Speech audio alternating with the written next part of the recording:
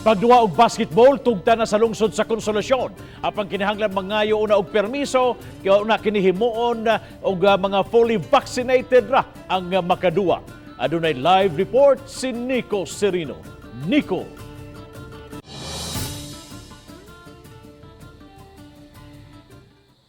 Yes, Bob, sa mga batan-on diha nga naghinam-hinam na gyud pagduwa og pagbalik og basketball, gitugta na kini sa lungsod sa Konsolasyon apan dunay mga proseso ug mga patakaran nga angayan nilang subayon.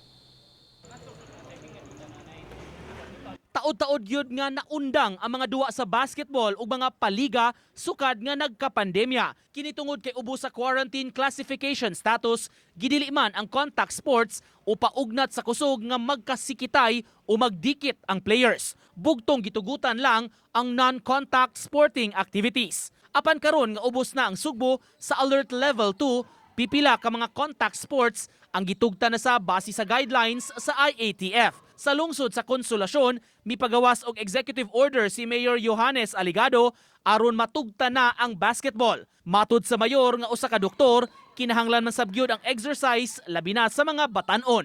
Kani makataba magud ni physically ba, no? Exercise, then mentally, no? Kay daghan na kaayong mga nag-depression among our youth. In fact, saka sa datong teenage pregnancy, no? Ang teenage pregnancy last year was kanang higher than the previous years. Sa guidelines nga gilatid sa LGU, mga fully vaccinated ra ang gitugutan nga makaduwa. Regulated o dapat mangayo og permiso daan kay adto ra kini himuon sa barangay gym. Moabot ra sa 20 ka players ang paduwaon sa matag game. Pasabot sa mayor, intra-barangay o mga residente ra sa pareho nga barangay ang tugtan nga makaduwa ug dili mahimo nga mutabok-tabok sa lain nga dapit.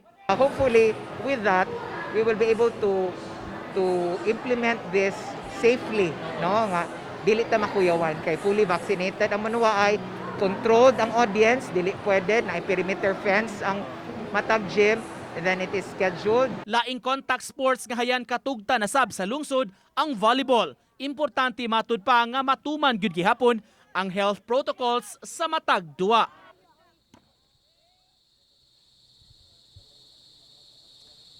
Samtang Bob giklaro sa mayor nga i-monitor sab nila nga kining mga residente sa mga purok nga dunay positibong kaso sa COVID-19 didan una sa pagduwa og ay hara makaduwa sila sa basketball kun maklear na ang ilang purok. Samtang sa labing uwahing report sa lungsod as of Friday, Bob, dunay na po ka mga active cases sa COVID-19 ang Konsolasyon. Bob?